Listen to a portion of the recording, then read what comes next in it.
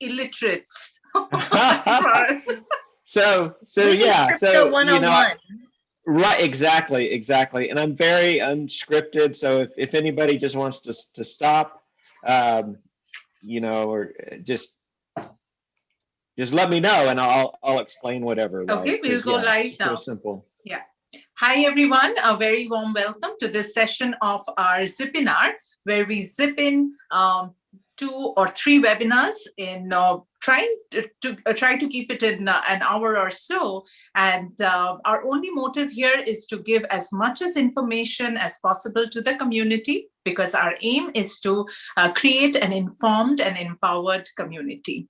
And how do we do that? We have been doing this for the past 2.5 years. We are very proud of this platform because we do this completely free for the community, so that when people like today's the 2 speakers, they are not aware of the subjects, but they are experts in their own fields. So it's a platform where innovation and interaction and so many other things happen. And if you want to join the group, if you want to join our community, Let Us Talk It community, please email us at webinar@letustalkit.com.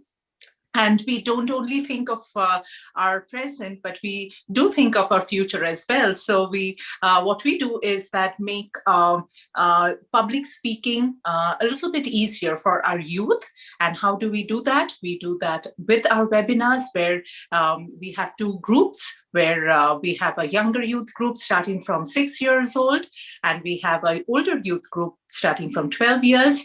And they interact at a particular session 2 days a week, and then they go live on like different days. The younger one goes on Fridays and the older ones goes on Saturdays. And what it does is, you won't believe what it does, is that it increases so much of their communication skills, public speaking skills, and moreover, they are a bunch of great friends that they have discovered among themselves as virtual friends. They love to be in that group. So if you have a kid and if you want to join also, you can email us at webinar@letustalkit.com, or you can go to our website, letustalkit.com, and register your kids under the youth registration.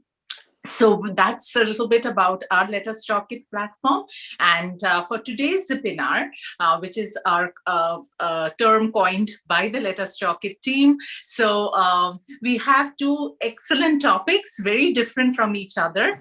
The first topic that we have is, who thought working and learning from home could damage not only your social life, but your eyes as well.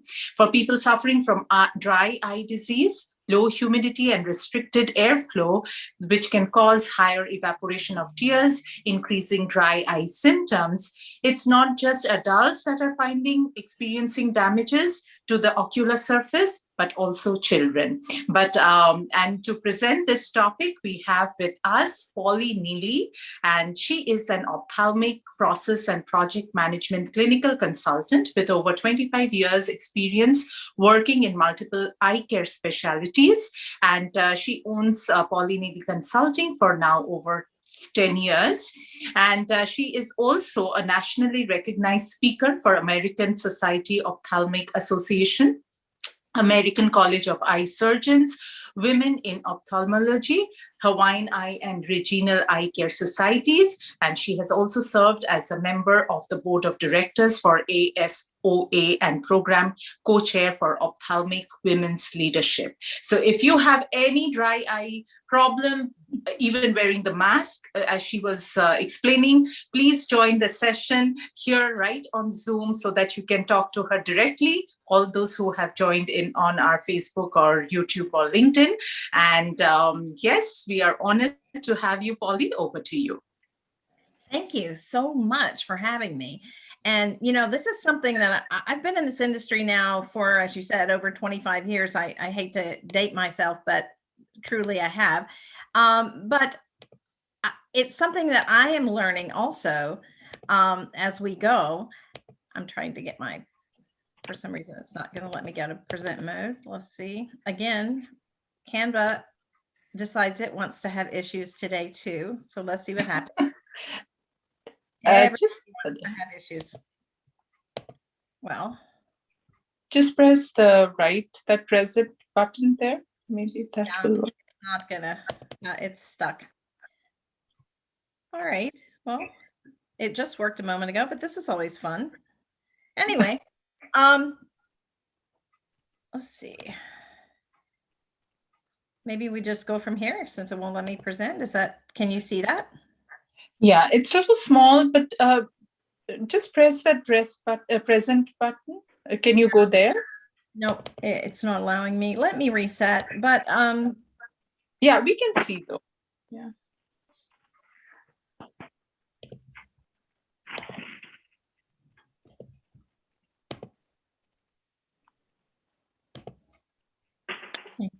Well, here's what we're going to do. We're just going to go through this like this. I'm so sorry. I wish, does that help? That looks good. Okay. Okay. My apologies. Because we just tested this, but anyway, who thought working from home and learning from home, because your children are learning from home, could damage their eyes along with their social life. We all know that this pandemic has damaged our social life. I live and take care of my 96-year-old mother, and my mother is a social butterfly. She loves going, doing, but the minute she puts on that mask, it shuts her down. It's the craziest thing. It's like her ears go, her communication goes. And I don't know if any of you have experienced that. I have. I think when I put on the mask, I feel a little bit intimidated. So I like to smile at people. I like to laugh at people. I like to laugh with people, not at people, but I do laugh at people too. I'd be lying if I said I didn't. But, those kind of things. But also let's think about what that mask does to your eyes.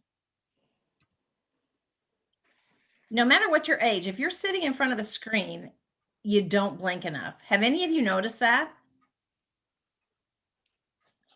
I mean, if pardon my nose too, allergies are killing me along with wearing a mask. That's the other thing that happens to me, is that these masks make my nose run and make my allergies worse because I'm breathing in my own bacteria from my mouth, which is your worst of all things for bacteria.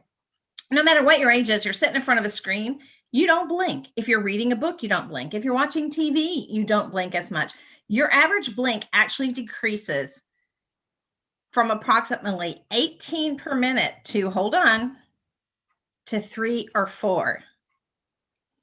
Do you know how your eyes lubricate? By this. Do this and you'll feel so much better. Just close your eyes for 2 seconds, open them, and you feel that replenish of fluid going over your eye. It feels so good. So when that tear film breaks, then it can cause damage to your ocular surface, because the higher the tear film on your eyes, the better your quality of vision. Just sometimes when you're reading a book or you're watching TV, you find yourself like, wow, that looks blurry after a while. It's like, and what do? Blink. Because when you blink, it replenishes your tear film. You can always put in drops, that's okay too. Use preservative free though, I want to say. But low tear film also, it takes away your quality of vision. It makes things look blurry.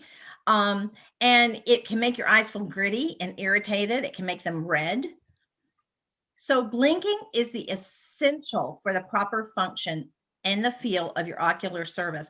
And one other thing about dry eye I want to tell you is this mask creates this for a lot of reasons, and we're going to talk a little bit more about that.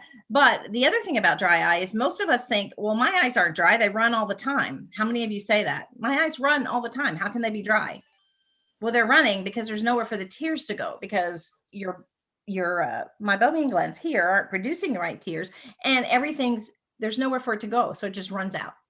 Okay, so your whole tear system is not working correctly. So you need to see your doctor, and let's see about that. Here's what you need to do when you're looking at the screen, and encourage your children. I ask you please to do this. Encourage your children that after every 20 minutes to look away from the screen for at something that's 20 feet away for 20 seconds. And you can just count it, 1, 2, 3, 4, 5, 6, 7, and and so on.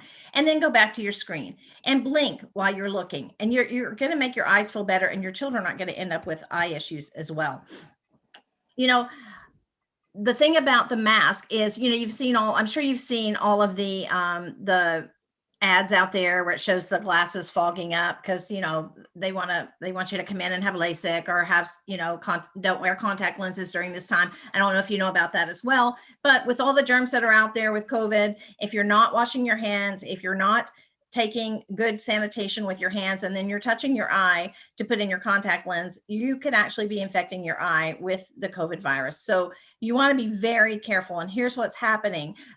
I just did a series called Focus Through the Generations, and we interviewed 16 physicians from all generations. And what they're saying about COVID right now is that they are seeing more corneal ulcers and keratitis, and that's infection of the cornea, since COVID. And it's because we're wearing our mask. If you don't have the wire here where you can, make your mask go like this, everything you're breathing, when you're breathing out, it's going right into your eyes. And so you've got all that air going into your eye, plus all the bacteria from your mouth going into your eye.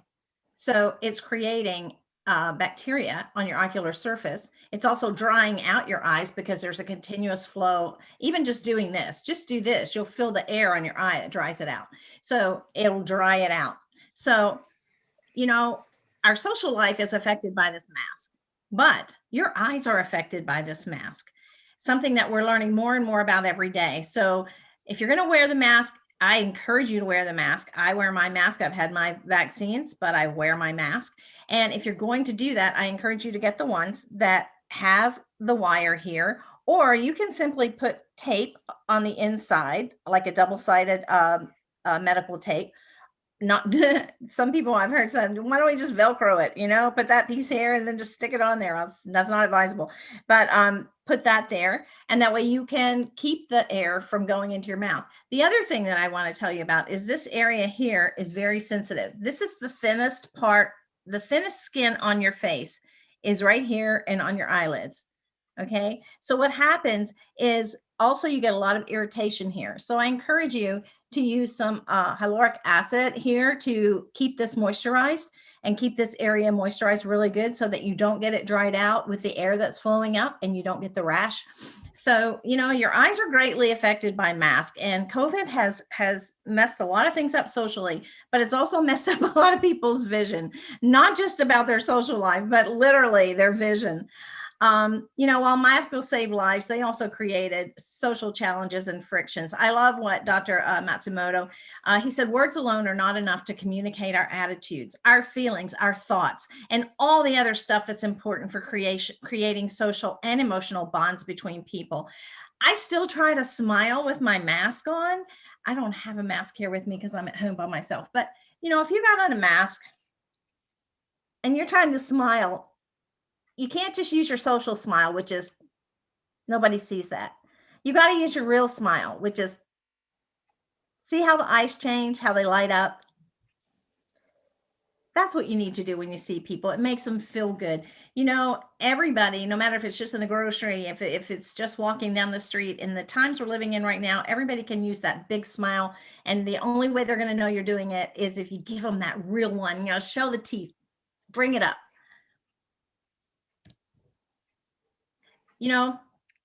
As I was telling you about my 96-year-old mother before this started, masks make it extremely difficult for those who are hard of hearing to communicate, because sometimes, and I find myself doing this, I hear well, but I was taught a long time ago in public speaking classes and when you're, in just business classes, that you always look someone in the eye when you're speaking to them. But you're looking at their face and you're actually watching their emotions. You're reading their lips. You're seeing their expressions. That's why Zoom is so hard to be able to do a teaching or a webinar unless people turn on their cameras. And I know we're all sitting at home and we don't want to see, want you to see me in my pajamas or whatever. And just like me, I was a little late getting on makeup, so I was holding things up. But people want to see you. I mean, we miss that interaction in the office. We miss seeing people. We miss that expression to expression. You can talk to people on the phone, you can write to people, you can email people, you can still communicate, but there's nothing like seeing a face, a smile, an expression. The eyes are your window to your soul is the idea that you can understand a person's emotions and sometimes thoughts by looking into his or her eyes. So I think now's a good time for us to practice that since we're in COVID, is let's see what we can read in people's eyes. Any investors out there, I actually wanted to start a dating site a couple of years ago called The Eyes Have It. And it was, the eyes are the window to the soul, because your profile would only be your eyes, and people would have to figure out from that kind or mean or deep look in that eye to see who that person is that they might want to visit or talk more to.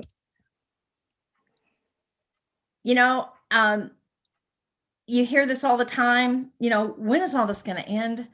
And when we continue to say that, we're just creating more and more anxiety. And if you look at people's faces when they say that, there's some people who are so desperate, especially elderly people. So, but even me, I traveled 24/7, and now I've been grounded for a year and a half, and it's not me. My suitcase is still sitting on ready, but my body is saying, no, it's not time because of this. So I'm not going to read all this, but just a lack of social support can increase the variety of mental health problems. Just be certain. And these people who are in nursing homes, they've proven it now that a lot of them are dying from depression. Their body is closing down because they're not seeing their loved ones. They're dying as a byproduct of COVID. It's not COVID. Okay.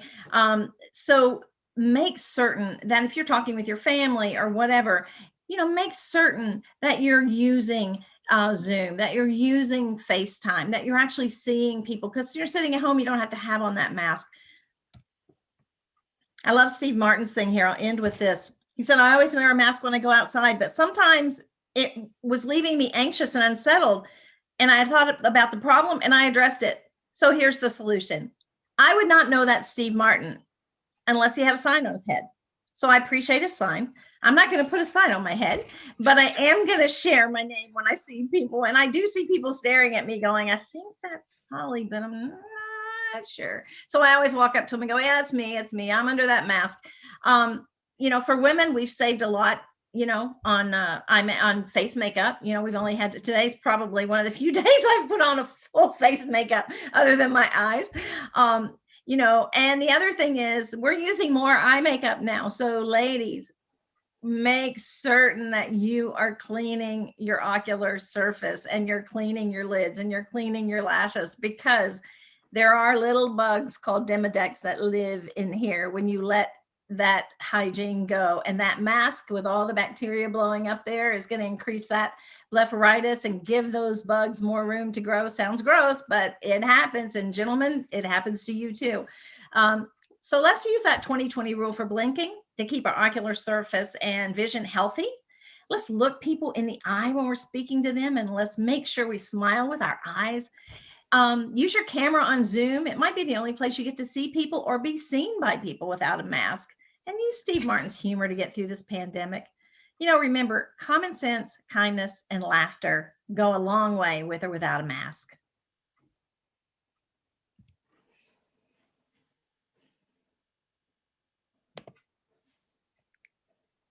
Are there any questions?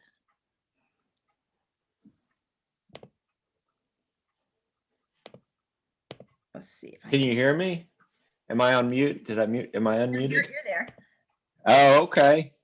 That's funny. That's funny about Steve Martin. One time somebody had a business card that Steve Martin was handing out, and they said, this proves that I met Steve Martin and I found him to be charming and witty and polite and all this great stuff that Steve Martin wanted you to know. It was a very funny, he's a very funny, very talented man. And He really is. And I'm so sorry. My computer is really going nuts on me today. Am I still here?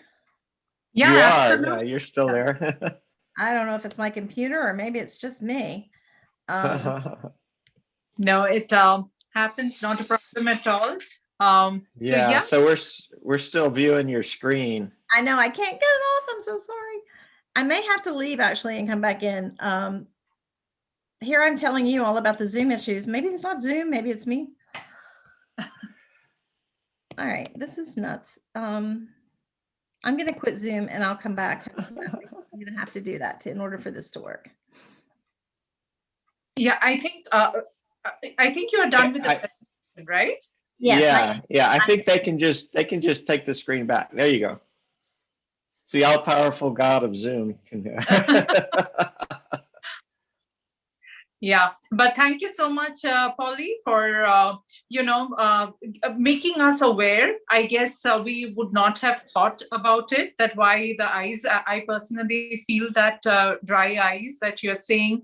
If I'm wearing the mask for a long time, but maybe I was not correlating it with the mask and how it was affecting. So thank you so much for making us aware of it, and hopefully those who have joined, they will be a little bit more conscious in whatever the solution you have said to apply that. Any other question from anyone? Please feel free to unmute and ask the question. And also, if any of you are looking for an eye doctor in your area to check on your dry eye or any of the symptoms that you might be experiencing after we've talked, just let me know. I know I've worked with them all over the country, so I'm sure I can find a really good one to recommend you to if you don't have one. So absolutely, we'll do that. Okay, now a very interesting topic which we are hearing all over the place, and we are again very scared that if we don't know much about it, we will be again considered as illiterate. So we are honored to have with us John Rigler, and he will be talking about using cryptocurrency as money. And he will go over the basics of how someone can have cryptocurrency wallet and safely send and receive payments. So he is a blockchain Internet of Value developer, Bitcoin minimalist, cloud Unix server builds. Over to you, John. I don't even want to go into it. So we want to know from the basics, and over to you. Thanks for joining in. Yeah, I'm definitely a computer nerd, I guess, right?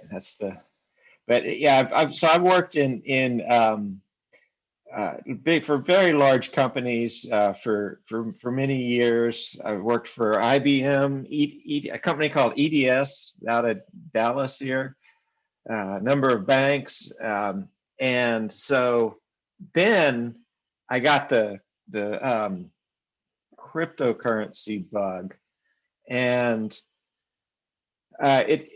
so let me flip over to screen share here. So let's see if we can do this.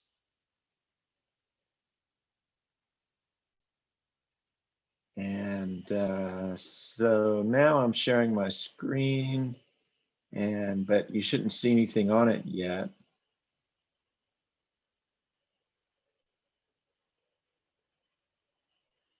Okay. So I have just some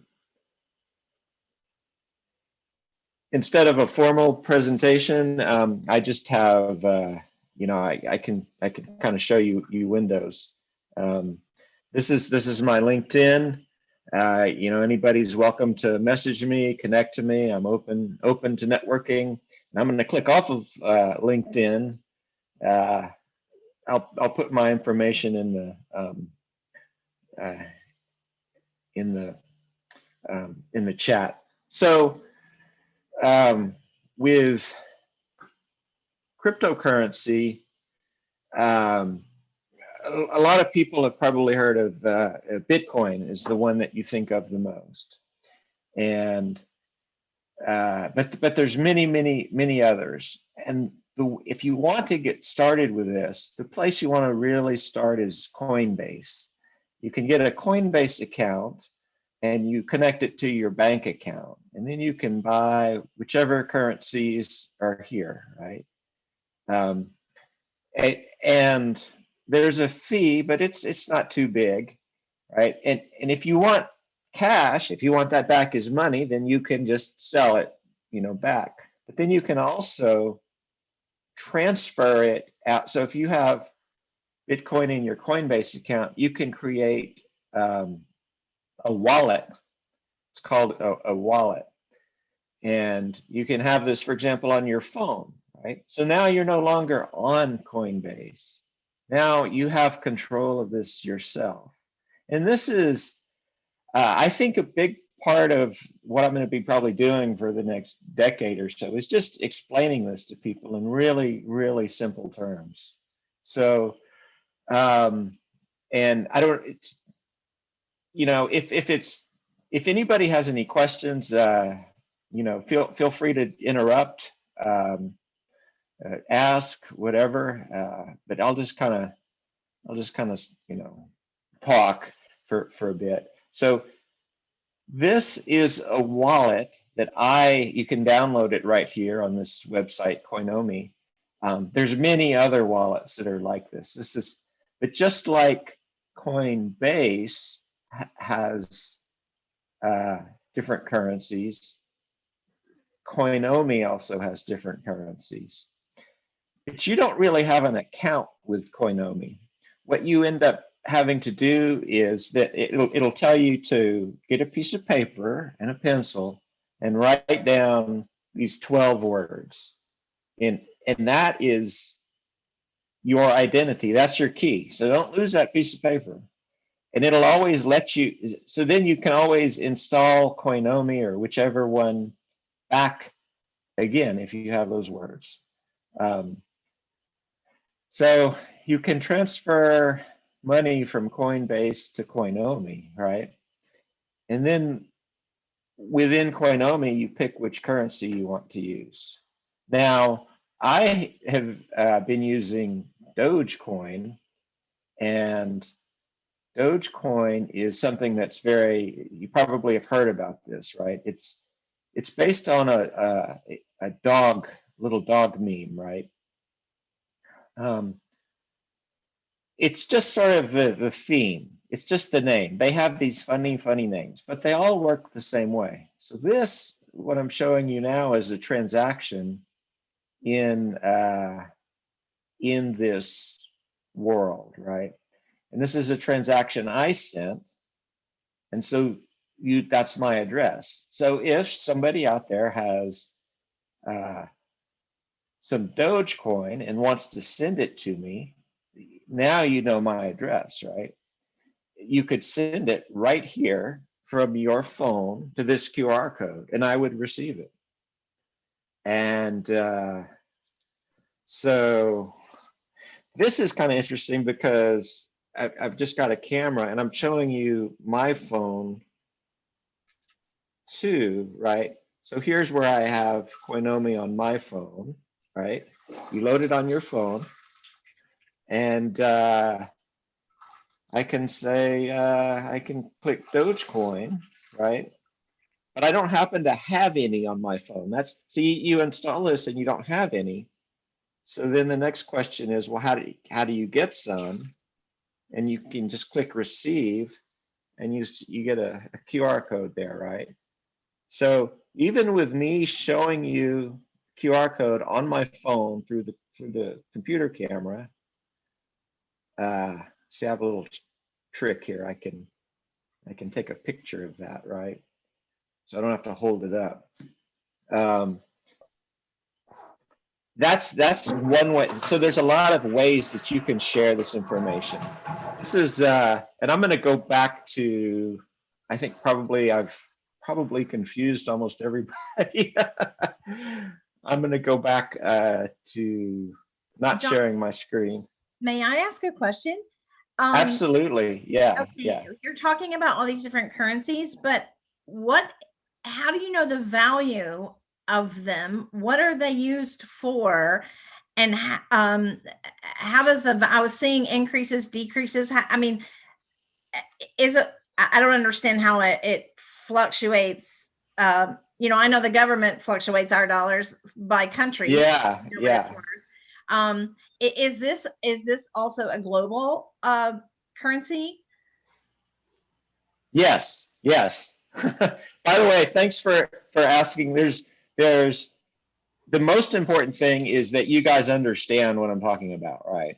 So that's a number of great questions. And I'm a dollar so, girl, so I don't have any idea about what you're talking about. So I'm loving this. This is so yeah, interesting. yeah. And it's so important to talk to what I find is that sometimes really technical people miss things that just somebody off the street that has no clue will ask. Very simple question. So these are all global currencies because they're built on what I call a public blockchain.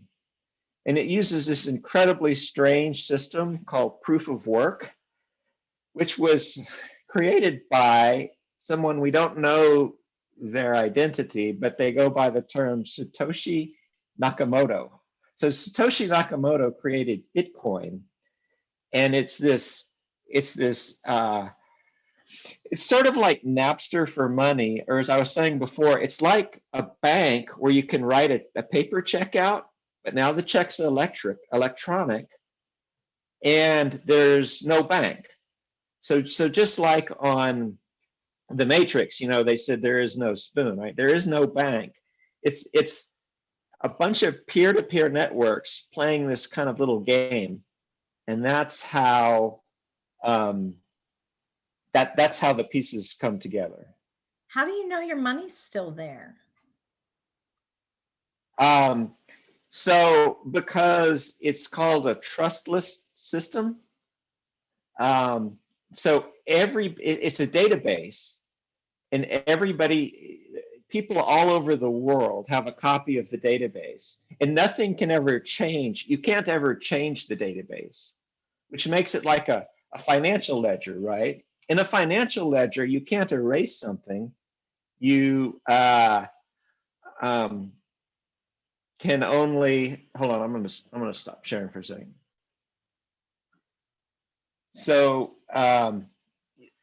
in a financial ledger, you can't erase anything. You can only put in new entries, right? Like you can put an entry in that cancels something out.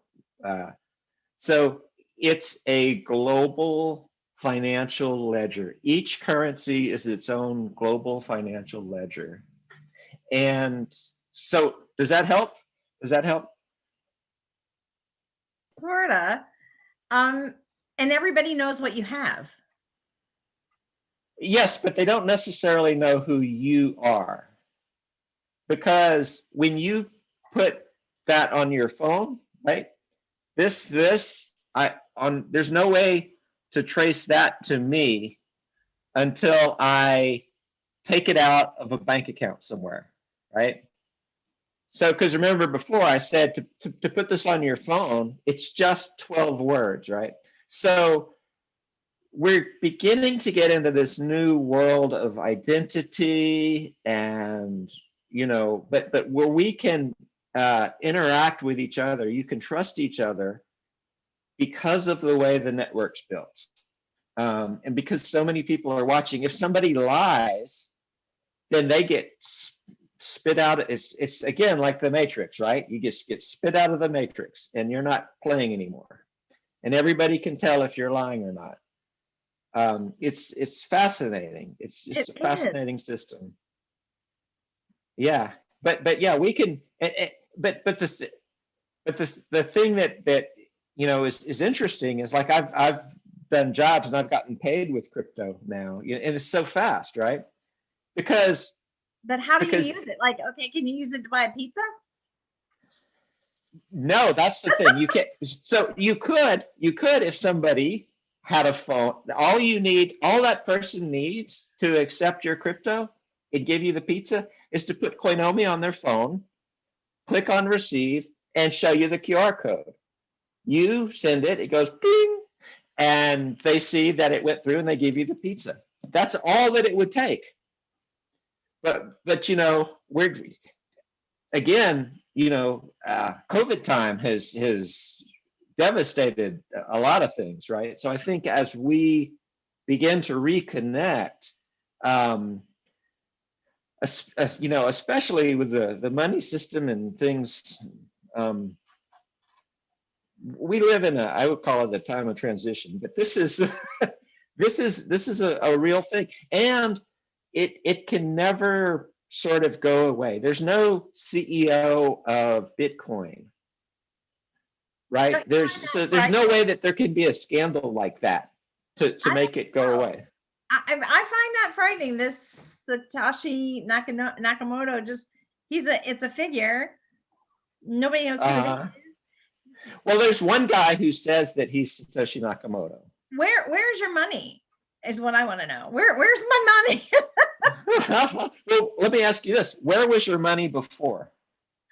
I'm gonna start putting it under my mattress, but other than that, it's in a bank. Right. It was in a bank, right? So being in a bank, your money is kind of abstract to you, right? Yeah. When it was a check, you kind of had this idea of this piece of paper that had these funny numbers on it and signatures and memos and stuff.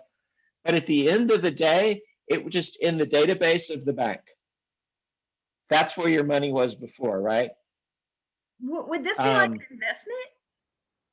Oh yeah, people invest in this. I was looking like Dogecoin, the silly dog coin is like bigger than Ford now or something. I mean, it's huge. You know, Bitcoin is in the billions. So yeah. But how would you get started? How would someone like me, who is 1,000% ignorant in this? I mean, I'm talking 1,000% ignorant. How would someone like me get started? If you download, and we can do this offline, if you download this wallet, this Coinomi thing, right? It'll walk you through the steps, or I can walk you through the steps in a Zoom meeting to build your wallet. And then you ask for money, and it's your address. And you can have as many addresses as you want. In fact, it'll make a new address every time. I can't even remember an 8-digit password. Right, but all you have to do here, see, as I show it, I'm just really showing you a QR code, right? So all you have to do is use that QR code. So if you have like if you want to accept Dogecoin, let's say, okay, it went up like, I don't know, 4 gazillion% or something. So if you want to accept that, you just put that on your flyer, or put it on your whatever, put it on your website. And as you go, you just say, hey, I accept this. And then people, like, literally as they watch, they can just send it to you. And then you send it to your Coinbase account, and it can go to your bank account. Or if you know somebody and they want some Dogecoin and you have some, and they can just give you a $20 bill and you can just send it to them. There's nothing that stops you from doing that. But this currency, this electronic currency, I don't know what else to call it. I'll call it that. That's fine. Yeah. It's based on the dollar amount, like the. No, it's not. It's not tied to the dollar. So if I have $100 in my electronic coin account, how do I know it's worth $100? Well, because there are these. There's this whole universe of people who are trading. They're exchanging cryptocurrencies for fiat currencies and for other cryptocurrencies, just like the stock exchange, right? So that's how stocks traditionally got their price. But now it's a stock exchange that you can participate in with $20 or whatever. In the exchange, it's usually pegged off of Bitcoin or Ethereum. Have you heard of Ethereum? Yes. So what do you know about Ethereum? I'm curious. I don't know. I've heard the word because I did some research. I'll tell you why I did research. I don't mean to take over your conversation. No. This is fascinating. Make it simple. I heard about Bitcoin because I heard about the person being held hostage or whatever wasn't getting his money back. It was some. Right. Yeah. It's always depicted negatively as Bitcoin is being used. Yeah, so I started doing a little bit of work. So that I know that term. I don't know what it is, but I know that term. I know enough just to be dangerous, you know? So Bitcoin is the most popular. Hold on a second.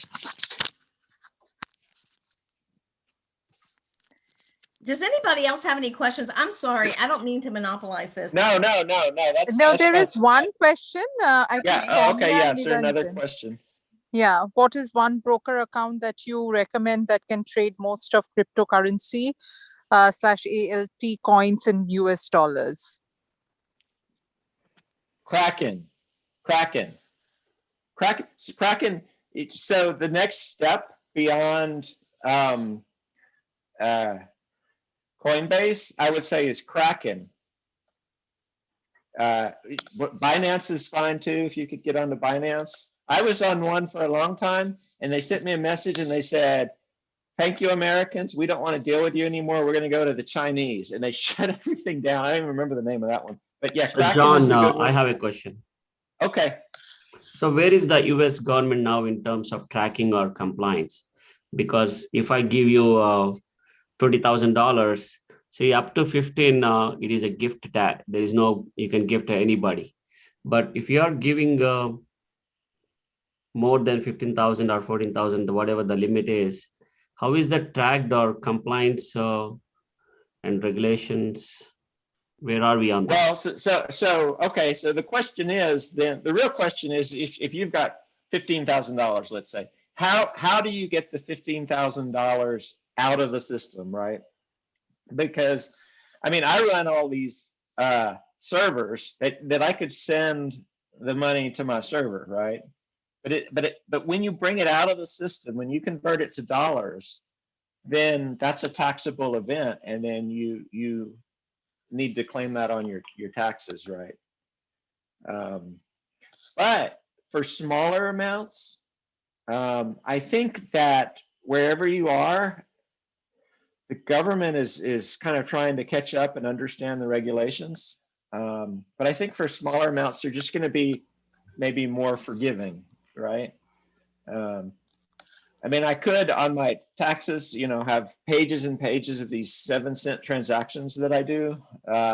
Just, but I think that's it's called the on ramps and the off ramps, right? Wherever however you get that converted into, fiat currency. Okay. Does that make sense? Is that Still confusing, but yeah. yeah. Here in the United States, everything is pretty much regulated under 2 codes: the AML, anti-money laundering, and the other one is called KYC, know your customer, right? So if somebody's dealing with a large amount of money, you have to follow those procedures, and they'll get audited. And when they get audited, they say, "Who gave you this $15,000?" Well, some guy. That's not going to work, right? So that's kind of where, but it's all very new, right? This is all changing very quickly. It's a interesting time we live in. Got it. Thank you. So we have, what is one? I'm just looking at the best cryptocurrency stocks. I don't know about that. What is fiat currency? So fiat currency is the dollar, the rupee, whatever, the currency of your country. So it wouldn't make sense for me to get, well, first of all, my bank is in dollars since I'm in the United States, right? Now, if my bank was in, Great Britain, right, then I would get, I guess, the pound or whatever, or a euro in another country or something like that. So that's fiat. Is there a way to use this currency? Like, my son lives in Japan. So if I had an account and he had an account and I paid him or gave him money through that, would it automatically adjust for the yen from the dollar? Yes, but there's a step in between, right? Because from what you put in dollars and then you use whatever currency you want, I would recommend to avoid Bitcoin itself because the transactions are high. There's all sorts of others. There's, let me go back to screen share here. There's a site CoinGecko, which kind of shows you the different currencies. And Bitcoin and Ethereum, the transaction fees are really high, right? But if you use some of these other currencies, like here's Litecoin, okay, you could send in Litecoin and the transaction fees would be lower. But you convert the dollar to Litecoin, and then he has something similar to Coinbase in Japan. I don't think Coinbase works in Japan right now because I have a friend who's there who's dealing with some of these same issues. But all he has to do is figure out some way to accept Litecoin and connect it to his bank account. Or somebody in Japan that want that.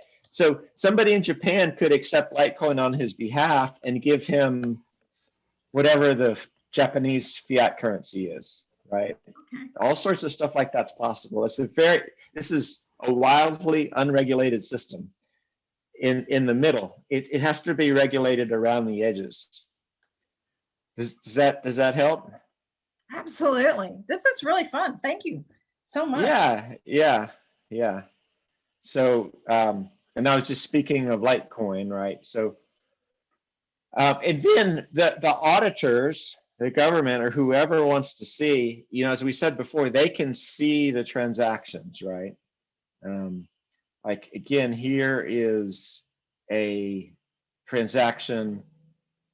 You have these sites like this is kind of a joke. It's called, in Dogecoin, everything is funny dog language. So it's like, anyway, that's why the site is called chain.so. But this shows the blocks, right? You may have heard of this referred to as blockchain technology. So these are the blocks that are chained together. And each block has a little picture of the block before on it. And it just goes back and back and back. And so none of these blocks can ever be changed, or all the new ones would be kind of broken in this mathematical way. And that's a big concept, but that's how it works. And that's why it's called blockchain, right? So here's the latest block this is probably Bitcoin we're actually looking at right now. Here's the latest Bitcoin block. Just came out 5 minutes ago. This website, this block explorer, can help me see this. I can see this myself using all sorts of my computer nerd tricks on the back end because I have a copy of the blockchain myself. But yeah, it's taken a little while, but it will show you the latest block here in a minute. And yeah, then here's like I was saying, here's this is a Dogecoin transaction I'd sent before, right? Now another thing I think is going to be important is when I first started looking at this, your name is not on here anywhere, right? Just your block, just your address. Your address is on here. So this says input. So this is who sent this transaction. So this is me on my phone, right? I know that because I'm the person that sent it, and then I sent it to, or that's me on a computer, I guess. And I sent a message too. So on a computer, you can send a message. Now it couldn't translate the message, but it,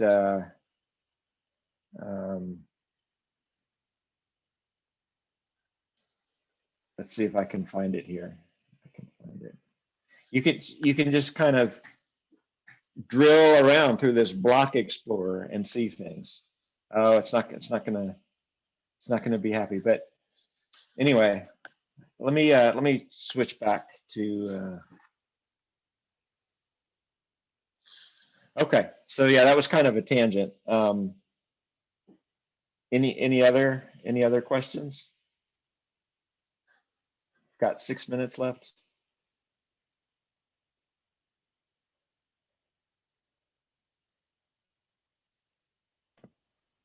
What is, how do you make money teaching people this? I try to get them to install Koinomi on their phone and then send it to my QR code. That's how I do it. Okay. Or like if you're, I live in Texas. I live in Grapevine, Texas, near the airport, right? So I was going to go down to Main Street and start doing like sort of a live demo of this. And again, the easiest way for me to make money would be to say, okay, give me $50 in Venmo for a class or whatever, right? Just pay me in fiat, and then I will give you some of this currency. That's how you can monetize it, because it is a money system itself, right? So I think that's my strategy. So interesting. Thank you, John. I'm definitely going to be talking to you. I'll help you with dry eye. You can help me with money. Oh yeah. What's missing is the last step, the last 5% of kind of integrating this into the world of real people who aren't, focused on this, right? I have a couple of other questions there too. Yeah. Let's see. So, are the questions in the chat or? Mm-hmm. Fiat currency is any currency that's not tied to gold. Right. Yeah. So, yeah. So we've got 3 minutes left. I can just share my screen again and talk some more about this. John, quick question for you. Aha. Yes. What is your specialty? You just educate the people, or you also provide any kind of a services in terms of what coins to buy, when to sell, that kind of thing? No, I'm actually not as connected to the trading aspect of this. Okay. What I do is I can build a server. I'm an IT guy, right? So I'll build a Bitcoin server for some company or something like that. So is that for mining? No, well, not really. You can do a lot of other things besides mining when you have a server, right? You can, like there's this one currency called Satoshi Vision, Bitcoin Satoshi Vision, which is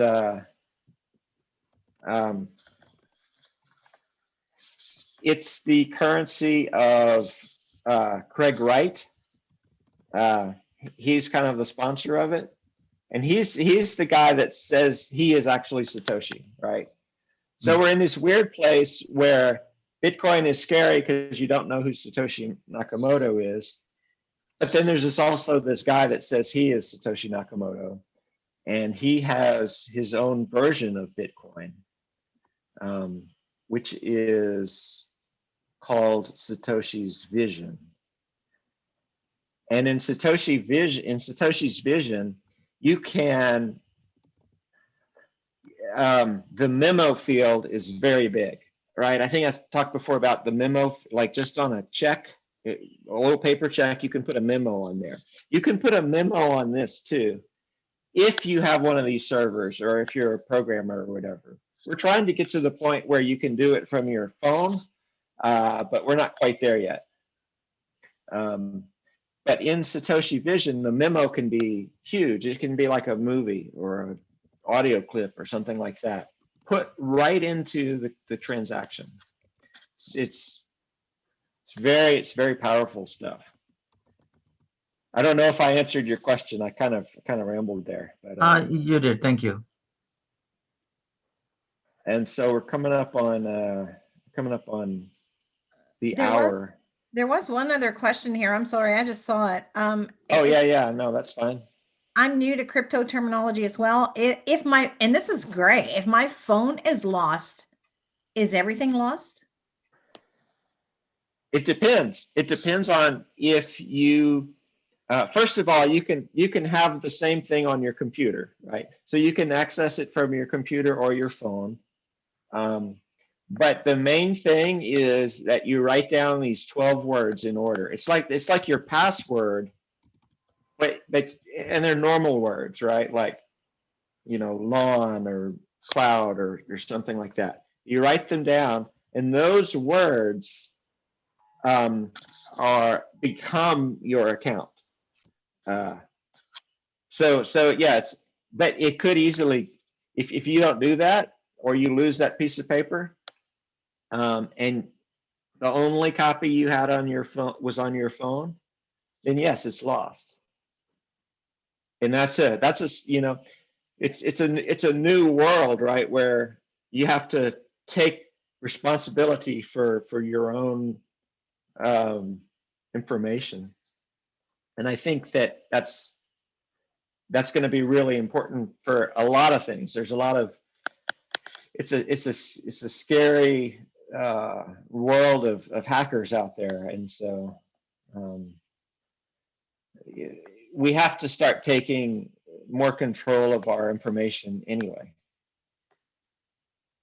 So it's like your phone guarded with your life, everything you have.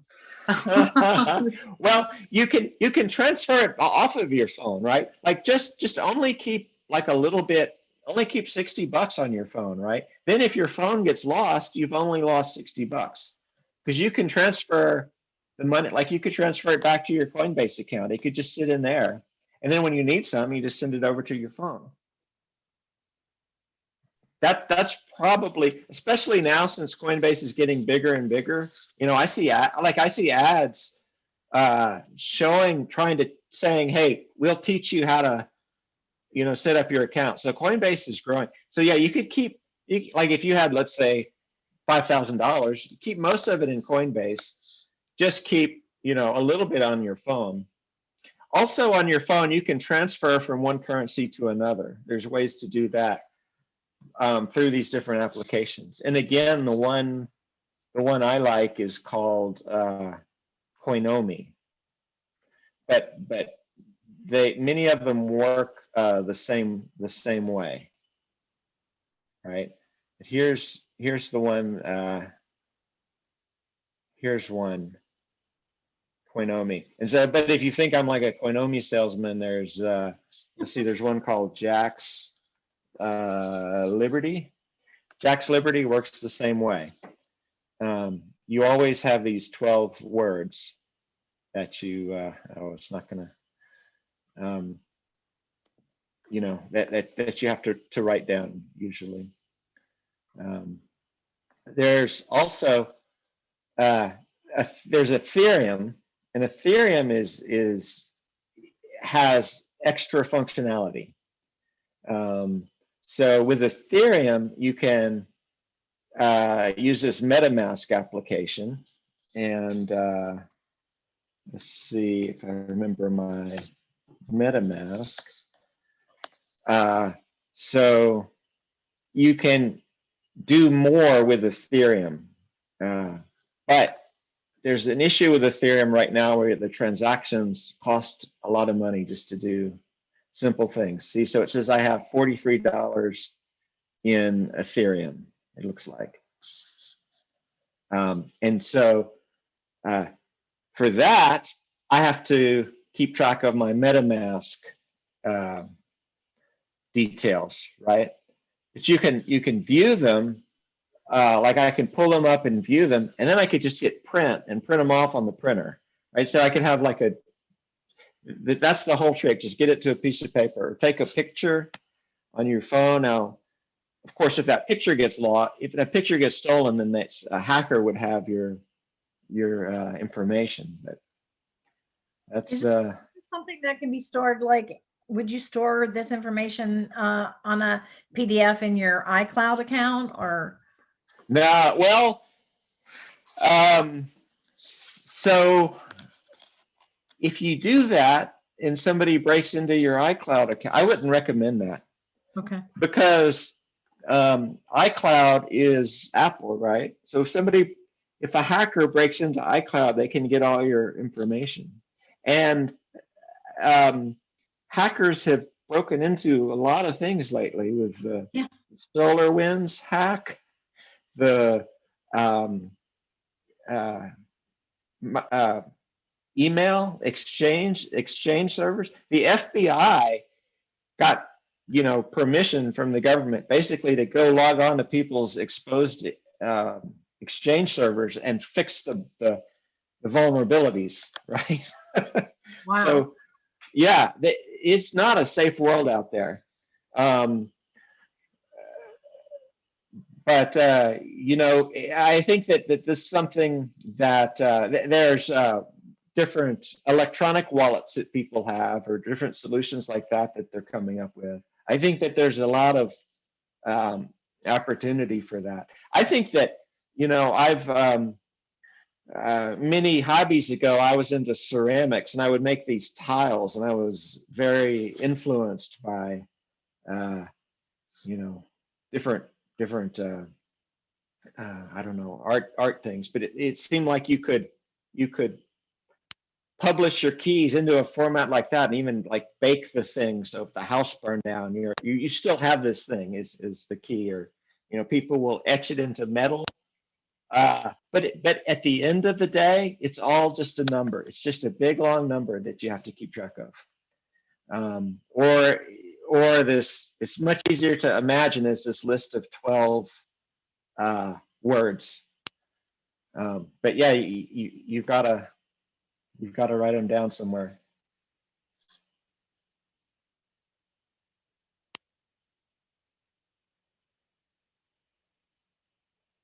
So any other questions? Yeah, I just wanted to ask. Any other question from anyone? Have we answered?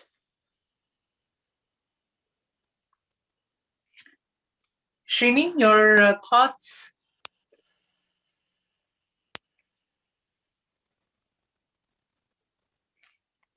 Okay. Yes, Polly, any other? I'm pretty sure that you have the thing a little opened up, but still a lot of information and clarification you need to know, because that is also with me. So yeah, it's new to us. But any other question, Polly?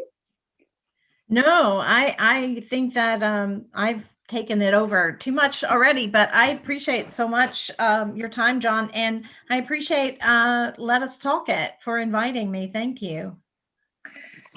Yeah, thank you. Thanks for inviting me too. And yeah, like I say, feel free to connect on LinkedIn. I'll connect with you guys, and so yeah, we could definitely do this more. Talk about this more offline. Yeah, absolutely. I think Srini joined now. Maybe we could not hear him. Hey, thanks so much, John, for all the valuable information shared. So, so basically, you said that you will help even in setting up the technical aspects of this crypto servers, right? Right. Yeah. But so like for a miner, those are very specific pieces of hardware, right? They have graphics cards and all this stuff. So usually they're set up differently. What I set up is like, for example, I was saying, I had this Satoshi Vision server. I'm focused on data. You can put data into the transactions, right? And with Ethereum and with smart contracts, there's all sorts of other possibilities where we begin to move away from just seeing this as money, just seeing this as cash. I'm sure you guys have heard of the NFT craze lately, right? Where you have an NFT it's a non-fungible token, which is another whole discussion. But it's beginning down the road of connecting this into things in the real world, right? This is still kind of very disconnected. Are you working with or aware of any other startups in this blockchain and crypto? There's tons. Yeah, there's tons of startups, and most of them are doing the same thing, right? Right now, so the big issue right now is that all the cool stuff has been written for Ethereum, but Ethereum gas fees are really high. And the reason why they're high has to do with decentralized finance, like these transactions that can happen real fast and you can kind of chain them together. So there's just different issues. It's not the fault of the guy that created Ethereum or of the miners or anything like that. It's just kind of the way it is. So there's all these other tokens, right, that are out there that compete with Ethereum. Like Cardano is one that I hear about a lot, or there's one called Polkadot, right? They're all on Coinbase, or this CoinGecko site, and I can paste that into I'll paste some of these links into the chat. So here's CoinGecko. That's a good place to kind of learn about some of this stuff. But that's the big trend right now. What I do is a little different because I'll run like, to run some of these servers, it takes like 500 gig of space, right? So I'll run these servers in the clouds and do certain things, right? But for example, from your phone, you can send $100 to one person. But from my site, I can send $10 to 10 people, all in the same transaction, and have a note at the bottom or a picture added or something like that, right? So it's these value adds, but the whole ecosystem can kind of connect together in really interesting ways. Yeah, definitely. So because Let Us Talk It also has another focus area of startups. So recently we were talking to two startups. One startup focusing on supply chain management, leveraging blockchain, and there is another one as well. So if there are any synergies where they need some technical help on those things, definitely we'll try to send you a profile. That would be great. Yeah, that would definitly help. And I'm interested in startups too. I'm a big fan of Paul Graham, who I don't know. Have you heard of Y Combinator? Yes. Yeah.